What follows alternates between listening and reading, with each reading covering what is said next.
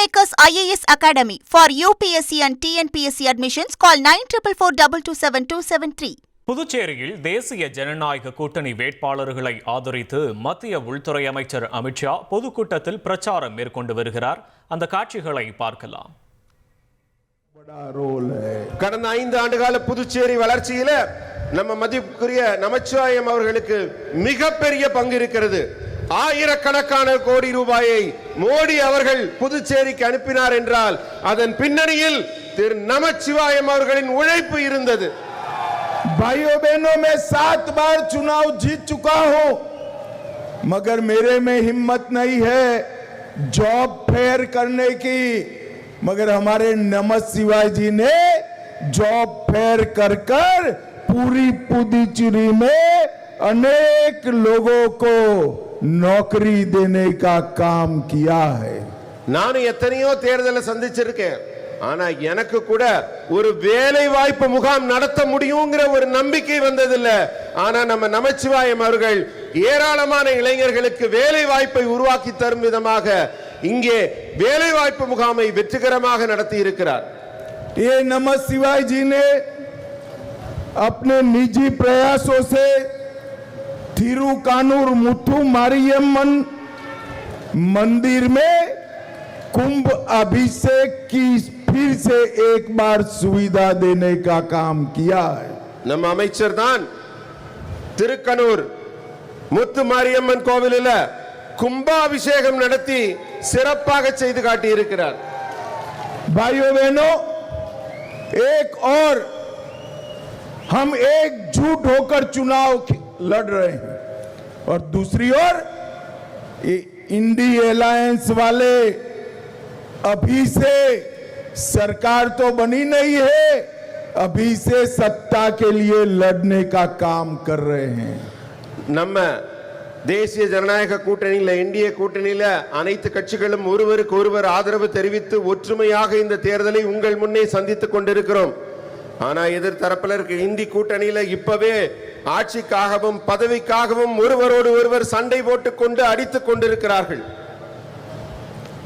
और आप देखिए वीसी के सीपीआई और सीपीआईएम पहले ही इंडिया अलायंस छोड़ चुके हैं. சிபிஐயும் சரி சிபிஐஎம்மும் சரி அவங்க ரெண்டு பேரும் இப்பவே இந்தி கூட்டணியிலிருந்து தனித்து போய் போட்டியிடுறாங்க.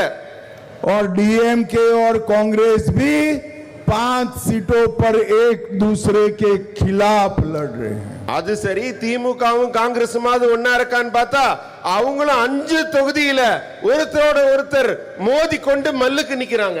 और जब एनडीए में बीजेपी, रंगास्वामी जी की पार्टी, एलजेके और एआईडीएमके सभी एक मुश्त होकर चुनाव लड़ने के लिए मैदान में है. ஆனா என்டிஏ கூட்டணியில் இருக்க நம்முடைய கூட்டணி கட்சிகள் அத்தனையும் பாஜகவாகட்டும், திரு என்ஆர் காங்கிரஸ் ஆகட்டும், எல்ஜேகே ஆகட்டும், அஇஅதிமுக ஆகட்டும், அனைத்து கட்சிகளும் ஒன்றோடு ஒன்று உறுதியாக நின்று ஒரு ஒற்றுமையை பறைசாற்றிக் கொண்டிருக்கிறோம்.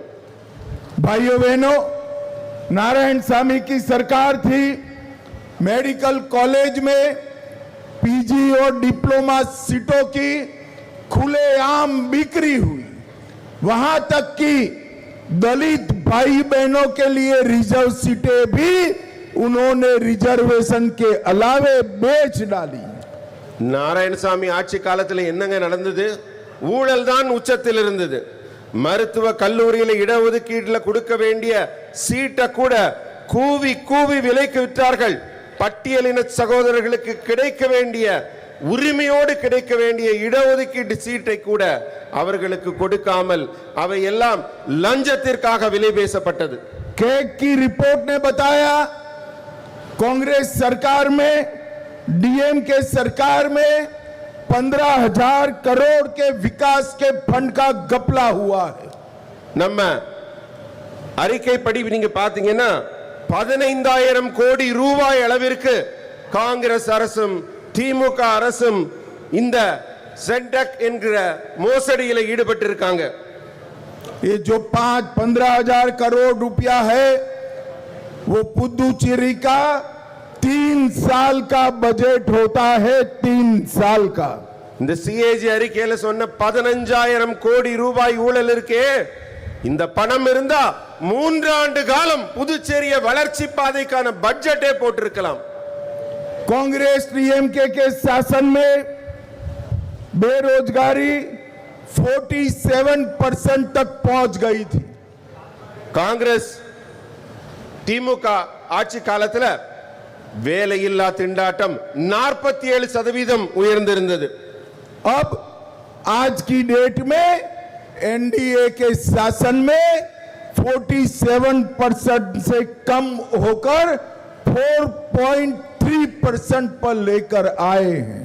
நம்முடைய ஆட்சி காலத்துக்கு வந்தோடனே இந்த வேலையில்லா திண்டாட்டம் ஒழிக்கப்பட வேண்டும், இளைஞர்களுக்கு வேலை கிடைக்க வேண்டும் என்று எடுத்த தொடர் முயற்சியால இந்த 47% குறைக்கப்பட்டு வெறும் 4.3% குறைக்கப்பட்டது। भाइयों बहनों, अभी 2 दिन पहले राहुल बाबा पुदुचेरी में आए थे। அன்பர்களே, 2 நாள் முன்னாடி ராகுல் காந்தி அவர்கள் புதுச்சேரிக்கு வந்திருந்தாங்க। उन्होंने यहां बताया कि गल्फ वॉर के कारण, अमेरिका और ईरान के युद्ध के कारण भारत में पेट्रोल के दाम बढ़ गए। அவர் சொன்னாரு, இந்த வளைகுடா நாட்டில் நடக்கும் போரின் காரணமாக இங்கே இருக்கிற பெட்ரோல், டீசல் இவற்றின் விலையெல்லாம் மிக மிக அதிகமாக விலையேறி கொண்டிருக்கிறது, அரிதிலும் அரிதாக கிடைக்காமல் போய் கொண்டிருக்கிறது என்று கூறி சென்றிருக்கிறார்। भाइयों बहनों, उनकी बात तो सही है। पेट्रोल के दाम बढ़कर 458 रुपीस हो गए हैं और डीजल के दाम बढ़कर 520 रुपीस हो गए हैं। मगर राहुल बाबा वो भारत में नहीं, पाकिस्तान में हुए हैं, पाकिस्तान में हुए। ராகுல் காந்தி அவர்கள் வந்து எப்பவுமே ஒரு கனவு உலகத்தில் மிதந்து கொண்டிருக்கிறார்। ஆனால் அவர் சொன்னது உண்மைதான், பெட்ரோல் விலை ஏறி இருக்கிறது, கொஞ்ச நெஞ்சம் இல்ல, 458 ரூபாயாக உயர்ந்திருக்கிறது। டீசல் விலையும் கொஞ்ச நெஞ்சம் இல்ல, 520 ரூபாயாக உயர்ந்திருக்கிறது। அது இந்தியால இல்லைங்க, நீங்க எப்பவுமே நேசித்து கொண்டிருக்கிற பாகிஸ்தான்ல தான் அவ்வளவு விலை விக்குது, இந்தியால அந்த விலை விக்கலைங்க। नरेंद्र मोदी जी के शासन में पूरी दुनिया में पेट्रोल डीजल की किल्लत है। घर से काम करने के ऑर्डर हुए हैं, 3 दिन का सप्ताह बना दिया है, दाम आसमान को छू रहे हैं। मगर भारत में सबको पेट्रोल और डीजल मिल रहा है और दाम भी नहीं बढ़े हैं। நீங்க நல்லா யோசிச்சு பார்க்கணும், உலகம் முழுமையிலும் பெட்ரோல் டீசல் கிடைக்கவில்லை, யாரும் அலுவலகத்துக்கு போக முடியல, வார நாட்கள் 3ஆக குறைக்கப்பட்டு விட்டன, எல்லாரும் வீட்டில் இருந்து வேலை செய்யுங்கன்னு கேட்டுக்கொள்ளப்பட்டிருக்கிறார்கள்। பெட்ரோல் அரிதிலும் அரிதாக வண்டி வாகனத்திற்கு கிடைக்காத சூழல் நிலவுகிறது। ஆனா இந்தியால அப்படி இருக்கா? இந்தியால விலை உயர்ந்திருக்கா? நம்ம மோடி அவர்கள் ஆட்சியில பெட்ரோல் டீசல் மக்களுக்கு எளிதாக கிடைத்துக் கொண்டிருக்கிறது, விலை 1 ரூபாய் கூட ஏறல। Kingmakers IAS Academy for UPSC and TNPSC admissions, call 9444227273.